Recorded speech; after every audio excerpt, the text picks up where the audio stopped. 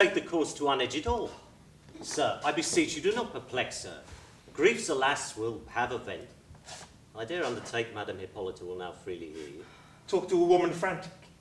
Are these the fruits of your love? They are the fruits of thy untruth, false man.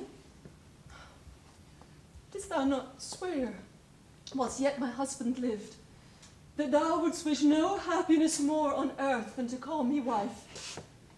Didst thou not vow, when he should die, to marry me? For which the devil in my blood, and thy protests, caused me to counsel him to undertake a voyage to Leghorn. For that we heard his brother there was dead, and left a daughter young and unfriended, who with much ado I wished him to bring hither. He did so, and went, and as thou knowest, died on the way. Oh, unhappy man, to buy his death so dear with my advice. Yet thou, for whomst I did it, forgetst thine own vows and leavest me to my shame. Good help this. Who? O perjured man, thou couldst if thou had faith or love. You are deceived. The vows I made, if you remember well, were wicked and unlawful. 'Twere more in sin to keep them than to break them. As for me, I cannot mask my penitence. Think thou how much thou hast digressed from honest shame in bringing of a gentleman to death who was thy husband. Such a one as he, so noble in his quality, condition, learning, behaviour, entertainment, love, as Palmer could not show a braver man. You do not well. This was not your promise. I care not. Let her know her monstrous life, ere I'll be servile to so black a sin, I'll be a corpse. Woman, come here no more. Learn to repent and die. For by my honour I hate thee and thy lust. You have been too foul. This part has been scurvily played. How foolishly this beast contempts his fate, and shuns the use of that which I more scorn than I once loved, his love. But let him go. My vengeance shall give comfort to his woe. Mistress, Madame Hippolyta, pray a word or two? With me, sir? With you, if you please. What is it? I know you are infinitely moved now, and you think you have cause. Some, I confess, you have, but sure not so much as you imagine. Indeed. Oh, you were miserably bitter, which you followed even to the last syllable. Faith, you were somewhat too shrewd. By my life, you could not have took my lord in a worse time since I first knew him. Tomorrow you shall find him a new man. Well, I shall wait his leisure. Fie, this is not a hearty patience. It comes sourly from you. Troth, let me persuade you for once. I have it, and it shall be so. Thanks, opportunity. Persuade me to what? Visit him in some milder temper. Oh, if you could but master a little your female spleen, how might you win him? Oh, he will never love me, Vasquez. Thou hast been too trusty a servant to such a master, and I believe thy reward in the end will fall out like mine. So perhaps, soon. Oh, resolve thyself. It will. Had I once so true, so truly honest, so secret to my counsel as thou hast been to him and his, I should think it a slight acquittance to make him master not only of all I have, but even of myself. You are a noble gentlewoman. Wilt thou feed always upon hopes? Well, I know that thou art wise, and sees the reward of an old servant daily what it is. Beggary and neglect. True, but Vasquez, wert thou mine, and wouldst be private to me and my designs, I here protest myself and all what I can else call mine should be at thy dispose. Work you that way, old mole, then I have the wind of you. I were not worthy of it by any desert that could lie within my compass. If I could. What then? I should then hope to live in these, my old years, with rest and security. Give me the hand. Now, promise but thy silence and help to bring to pass a plot I have. And here, in sight of heaven, that being done, I make thee lord of me and mine estate. Oh, come, you are merry. This is such a happiness I can neither think or believe. Promise but thy silence, and 'tis confirmed. Then here I call our good genii for witnesses. Whatsoever your designs are, or against whomsoever, I will not only be a special actor therein, but never disclose it till it be effected. I take thy word, and with that thee for mine. Come, let us more confer of this anon. On this delicious bane my thoughts shall banquet. Revenge shall sweeten what my griefs have tasted.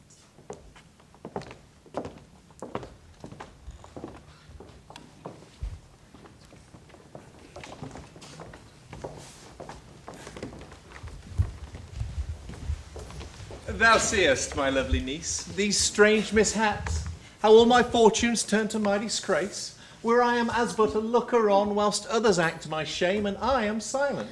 But, uncle, wherein can this borrowed shape give you content? I'll tell thee, gentle niece, thy wanton aunt, in her lascivious riots, lives now secure, thinks I am surely dead from my late journey to Leghorn for you, as I have caused it to be rumoured out.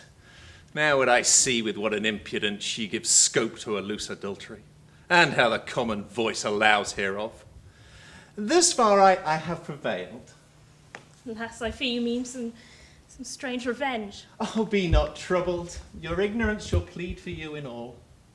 But to our business. What you've learned for certain, how Madame Floria means to give her daughter in marriage to Sir Anzo. Yes, for certain. But how find you young Annabella's love inclined to him? For aught I could perceive, she neither fancies him or any else. There's mystery in that which time must show. She used you kindly? Yes, And craved your company? often. 'Tis well. It goes as I could wish. And I am the doctor now, and, well, as for you, none knows you. If all fail not, we shall thrive. Save you, sir. Oh, and you, sir. I have heard of your approved skill, which through the city is freely talked of, and would crave your aid. For what, sir? Marry, sir, for this. But I would speak in private. Leave us, cousin. I love fair Annabella, and would know whether in arts there may not be receipts to move affection. Sir, perhaps there may, but nothing these will speed you. Not me. Unless I am mistook, you are a man greatly in favour with the cardinal. What of that? In duty to his grace, I should be bold to tell you, if you seek to marry Floria's daughter, you must first remove a bar twixt you and her. Who's that? Sir Anzo is the man that hath her heart. While he lives, be sure you cannot speed. Sir Anzo? What, mine enemy, is it he? Is he your enemy? The man I hate worse than confusion. I'll kill him straight! Nay. Take mine advice. Even for the grace's sake, I'll find a time when he and she do meet, of which I'll give you notice. And to be sure he shall not scape you, I'll provide a poison to dip your rapier's point in. If he had as many heads as Hydra had, he dies. But shall I trust thee, doctor? As yourself. Doubt not in aught. Thus shall the fates decree. By me Sir Anzo falls that ruined me.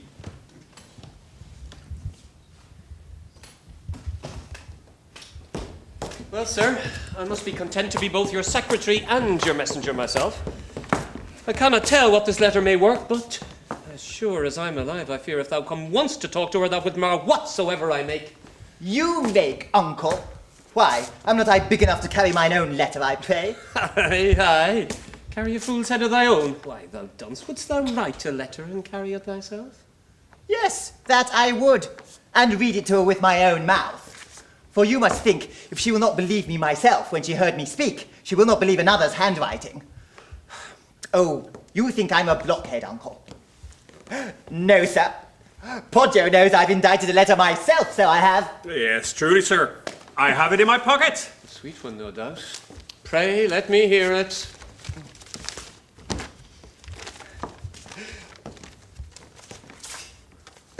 I cannot read my hand very well, Poggio. Read it, Poggio. Most dainty and honey-sweet mistress, I could call you fair and lie as fast as any that loves you. But my uncle being the elder man, I leave it to him as more fit for his age and the colour of his beard. I am wise enough to tell you that I can bore where I see occasion. Or, if you like my uncle's wit better than mine, you shall marry me. If you like mine better than his, I will marry you in spite of your teeth. So, commending my best parts to you, I rest. Yours upwards and downwards, or you may choose.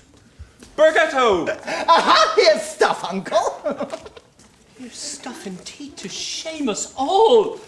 Pray, whose advice did you take in this learned letter? None upon my word, but mine own. And mine, Uncle. Believe it, nobody's else. 'Twas my own brain. I thank a good wit for it. Look, get you home, sir, and look you stay within doors until I return. How? That were a jest indeed. I scorn it, i'faith. What? You do not? Judge me, but I do now. Indeed, sir, 'tis very unhealthy. Well, sir, if I hear any of your apish running to motions and fopperies till I come home, you were as good as no. Look to it.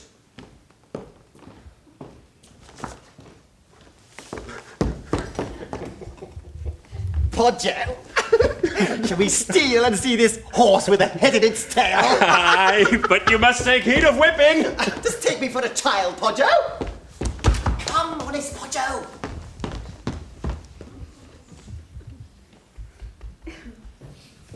Peace. Thou hast told a tale whose every word threatens eternal slaughter to the soul. I'm sorry that I have heard it. Would that mine ears have been 1 minute deaf before the hour thou camest to me. O young man, cast away. By the religious number of mine order, I night and day have waked my aged eyes above my strength to weep on thy behalf. But heaven is angry, and be thou resolved. Thou art a man remarked to taste of mischief. Look for it. Though it come late, it will come sure. Father, in this you are uncharitable. What I have done, I'll prove both fit and good. It is a principle which you have taught when I was yet your scholar, that the frame and composition of the mind doth follow the frame and composition of the body. So where the body's furniture is beauty, the mind's must needs be virtue, which allowed, virtue itself is reason but refined, and love the quintessence of that. This proves my sister's beauty, being rarely fair, is rarely virtuous, chiefly in her love, and chiefly in that love her love to me. If hers to me, then so is mine to her, since in like causes our effects alike. Oh, ignorance in knowledge. Long ago, how often have I warned thee this before? Indeed, if we were sure there were no deity, nor heaven, nor hell, then to be led alone by nature's light, as were philosophers of elder times, might instance some defence. But 'tis not so. Then, madman, thou wilt find that nature is in heaven's positions blind. Your age overrules you. Had you youth like mine, you'd make her love your heaven and her divine. Nay, then I see that thou art too far sold to hell. It lies not within the compass of my prayers to call thee back. Yet, let me counsel thee. Advise thy sister to some marriage. Marriage? Why, that's to damn her. That's to prove she's greedy of variety of lust. Fearful. But if thou wouldst not, then give me leave to shrive her, lest she should die unabsolved. At your best leisure, father. Then she'll tell you how dearly she doth prize my matchless love. Then you'll know what pity 'twill we two to have been sundered from each other's arms. View well her face, and in that little round you may observe a world of variety. For colour lips, for sweet perfumes, jewels, for threads of purest gold hair, for delicious choice of flowers, cheeks, wonder in every portion of that throne. Hear but speak, and you will swear the spheres make music to the citizens in heaven. But, father, what is else for pleasure framed, lest I offend your ears, shall go unnamed. The more I hear, I pity thee the more, that one so excellent should give those parts all to a second death. What I can do is but to pray, yet I could advise thee. Wouldst thou be ruled? In what? Why, leave her yet! The throne of mercy is above thy trespass, yet time is left you To both embrace each other, else in all time be struck quite out of number. She is like me, and I like her resolved. No more. I'll visit her. This grieves me most. Things being thus, a pair of souls are lost.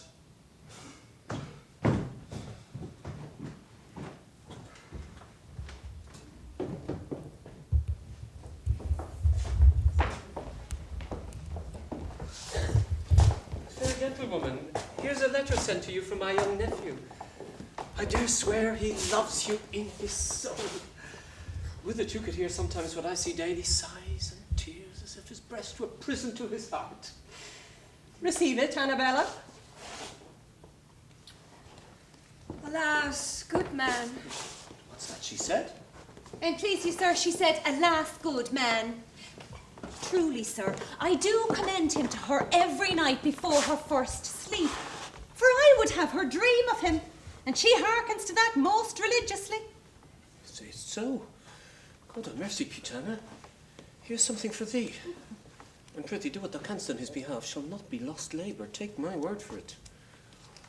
Thank you most kindly, sir. And now I have a feeling of your mind. Let me alone to work. Guardian, Did you call? keep this letter. Madam Floria, in any case, bid her read it instantly. Keep it? For what? Pray read it me here right. I shall, madam.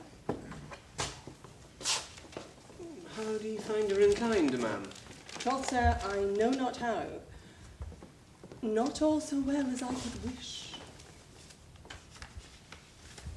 Sir, I'm bound to rest your cousin's letter, that you will allow return. For if he love, I count that love a jewel. Mark you that? Nay, nay, sweet maid, keep them both. You must excuse me, indeed, I will not keep it. Where's the ring? That which your father in his will bequeathed and charged you on his blessing not to give it to any but your husband. Send back that. I have it not. Have it not? Where is it? My brother in the morning took it from me, said he would wear it today. Well, what do you say to young Bagetto's love? Are you content to match with him? Speak. Here's the point indeed. What say? Why do you not speak? Madam, with your leave, please you to give me freedom. Yes, you have it. Sir, if your nephew means to raise his better fortunes in his match, the hope of me will only hinder such a hope. Sir, if you love him, as I know you do, find one more worthy of his choice than me. In short, I'm sure I shall not be his wife. Why, here's plain dealing. I commend thee for it, and all the worst I wish thee is heaven bless thee. Your mother yet and I will still be friends, shall we not, Madam Fleury? Yes, why not? Look, here your cousin comes. Coxcomb, what doth he make here? Where's my uncle, sirs? What's the news now, Bargetto? Oh, save you, uncle, save you. You must not think I come for nothing, masters. And how? How is it? What, you've read my letter? There I tickled you with faith. Oh, but when better you tickled her in another place. Sarah! Sweetheart, I'll tell thee a good jest and riddle what is. You said you'd tell me. Oh, as I was walking in the street just now, I met a swaggering fellow who would needs take the wall of me. And because he did thrust me, I very valiantly called him Vogue. He hereupon bade me draw. I told him I had more wit than so, but when he saw that I would not, he did so maul me with the hilt of his rapier that my head sung whilst my feet capered in the kennel. Is ever the like as seen? What did you all this while? Laughed at him for a gull, till I see the blood run about my own ears, and then I could not choose but to find in my heart to cry. Till a fellow with a broad beard, they say he is a new doctor, called me into this house and gave me a plaster. Look you, here it is. And, sir, there was a young wench, washed my face and hands most excellently. I' faith I shall love her as long as I live for it. Did she not, Podger? Yes, and kissed him too. Oh, Why, la now, you think I tell a lie, uncle? I warrant. would he that beat the blood out of thy head have beaten some wit into it? For if your would never have any. Oh, uncle, but there was a wench would have done a man's heart good to have looked on her. By this light, she had a face methinks worth 20 of you, Mistress Annabella. Was ever such a fool born? I'm glad she liked you, sir. Are you, sir? By my troth, I thank you, forsooth. Sure, 'twas the doctor's niece that was last day with us here. 'Twas she! Oh, how do you know that simplicity? Why, does she not say so? If I should have said no, I should have given her the lie, uncle, and so have deserved a dry beating again. Oh, none of that. A very modest, well-behaved young maid, as I have seen. Is she indeed? Indeed she is, if I have any judgment. Well, sir, now you are free. You need not care for sending letters now. You are dismissed. Your mistress here will none of you. No. Why? What care I for that? I can have wenches enough in Parma for half a crown apiece. Cannot I, Podger? I warrant you, sir. Madam Flavia, I thank you for the free recourse you gave for my admittance. And to you, fair maid, that jewel I give you against your marriage. Come, will you go, sir? I marry, will I? Mistress, farewell. Mistress, I'll come again tomorrow. Farewell, mistress.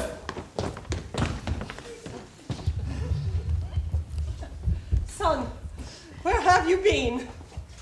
Well, your sister hath shook the fool off. 'Twas no match for her. 'Twas not indeed, I meant it nothing less. Soranzo is the only man I like. Look to him, Annabella. Come, 'tis supper time and it grows late.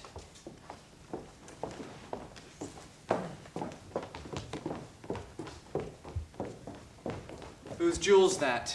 Some sweetheart. So I think. A lusty youth. Signor Donato gave it to me to wear against my marriage. But you shall not wear it. Send it him back. What? Are you jealous? That you shall know anon, at better leisure. Welcome, sweet night. The evening crowns the day.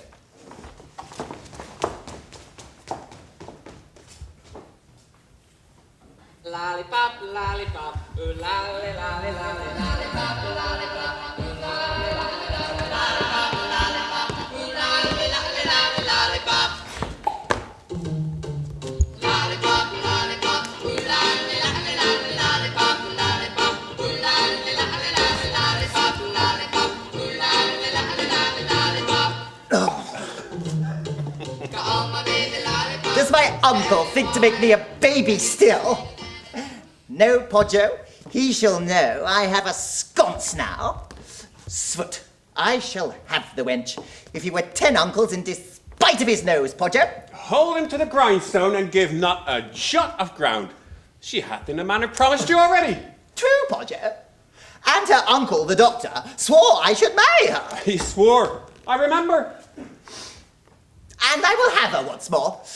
Did see the codpiece point she bought me, and the box of marmalade. Oh, very well. And kissed you that my chops watered on sight on't. There's no way but to clap up a marriage in hugger-mugger. I will do it, for I tell thee, Poggio, I begin to grow valiant, methinks, and my courage begins to rise. Should you be afraid of your uncle? Hang him, old doting rascal, no. I say I shall have her. Lose no time then! I shall beget a race of wise men and constables that shall cause whores at their own charges and break the Duke's peace ere I have done myself. Come away!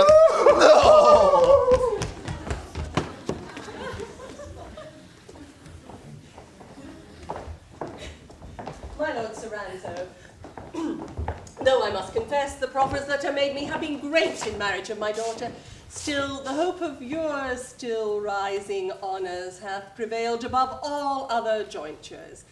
Here she is, she knows my mind, speak for yourself to her. And here, your daughter, see you use him nobly. For any private speech, I'll give you time. Come, son, and you the rest. Leave them alone, agree as they may. I thank you, madam. Sister, be not all women, think on me. Vasquez, My lord. attend me without.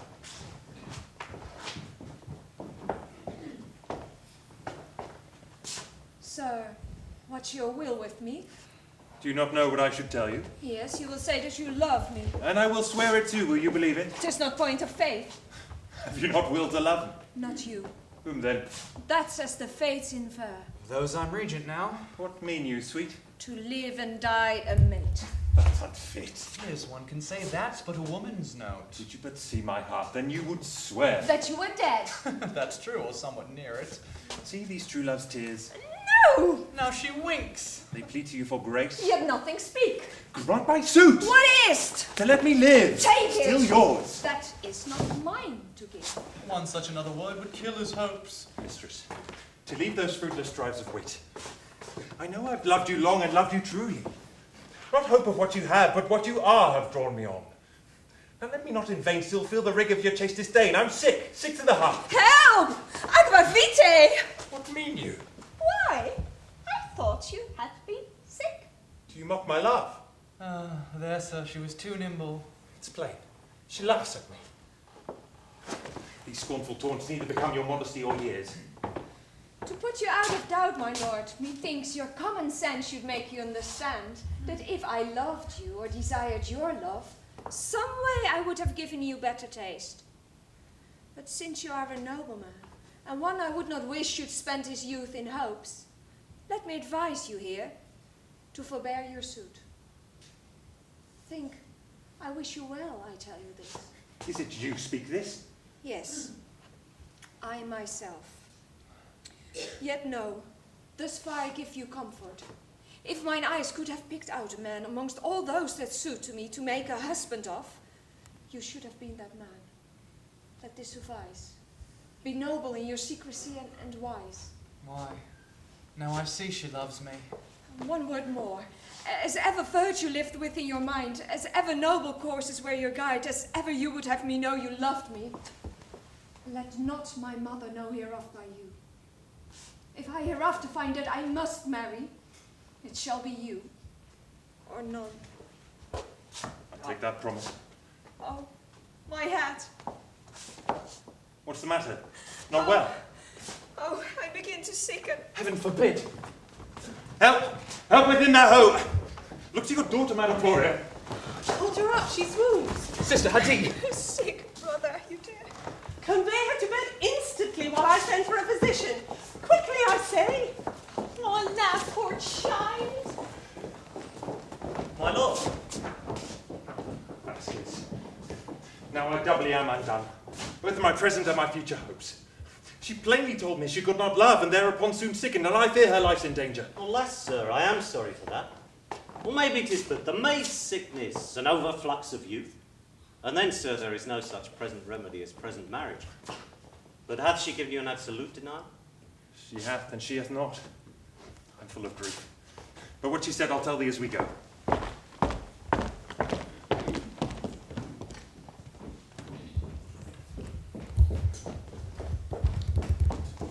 Oh, sir, we are all undone, quite undone, utterly undone and shamed forever. Your sister, oh, your sister. What of her? For heaven's sake, speak. How does she? Oh, that ever I was born to see this day. She's not dead. Is she? Dead? No, she is quick. 'Tis worse. She is with child. You know what you have done. Heaven forgive ye. Oh, 'tis too late to repent now. Heaven help us. With child, how dost thou know it? How do I know it? Am I at these years ignorant what the meaning of qualms and water pangs be? Of changing of colours, queasiness of stomach, pukings, and another thing I could name. Do not, for her or for your credit's sake, spend the time in asking how and which way 'tis so. She is quick, upon my word. If you let a physician see her water, you're undone. Commend me to her. Bid her take no care. Let not the doctor visit her, I charge you. Make some excuse till I return. Oh me, there's a world of business in my head. Do not discomfort her. How does this news perplex me? If my mother come to her, tell her she's recovered well. Dear here, woman, look you to it. I will, sir.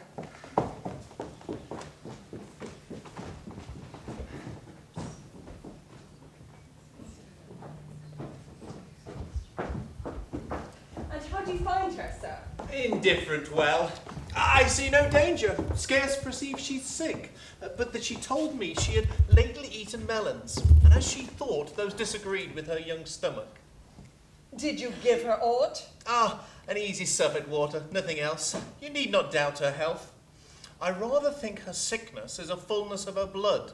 You understand me? I do. You counsel well. And once within these few days we'll so order it. She shall be married ere she know the time. Yet let not haste, madam, make unworthy choice. That would dishonour. Master Doctor, no. I will not do so neither. In plain words, my Lord Soranzo is the man I mean. A noble and a virtuous gentleman. As any is in Parma. You have plotted wisely. Not far hence dwells Father Bonaventure, a grave friar, once tutor to my son. There at his cell I'll have them married. Excellent. Good idea. I'll send one straight to speak with him tonight. Soranzo's wise. He will delay no time. It shall be so. Good peace be here, and love. Welcome, religious friar. You're one that still brings blessing to the place you come to. Madam, with what speed I could, I did my best to draw this holy man from forth his cell, to visit my sick sister, that with words of ghostly comfort in this time of need, he might absolve her, whether she live or die. 'Twas well done, Giovanni.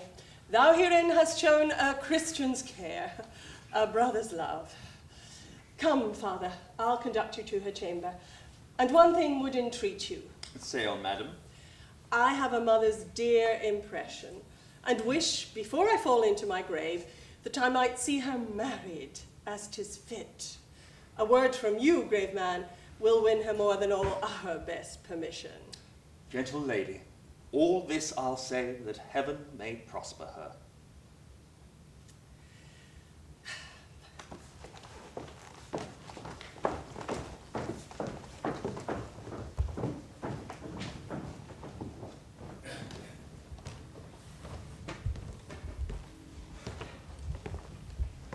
Now, if the doctor keep his word, Soranzo, 20 to 1 you miss your bride.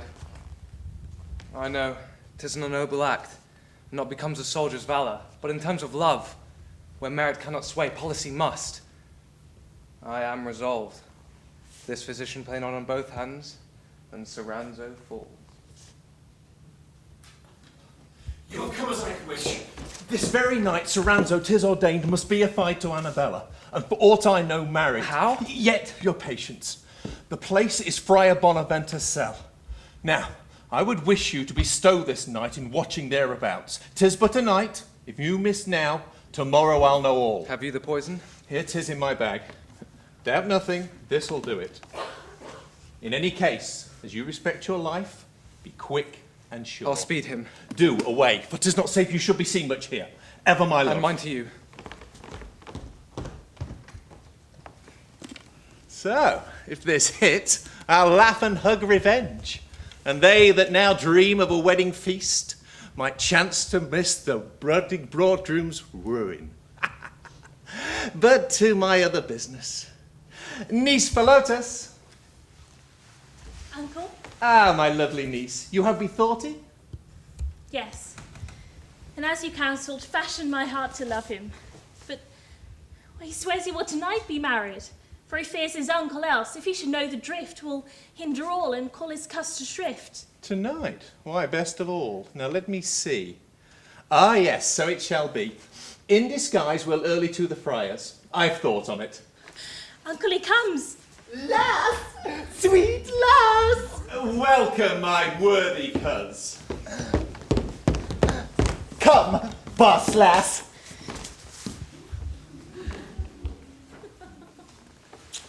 Oh, no! There's hope of this yet. You shall have time enough. Withdraw a little. We must confer at large. Have you not sweetmeats or dainty devices for me? You shall have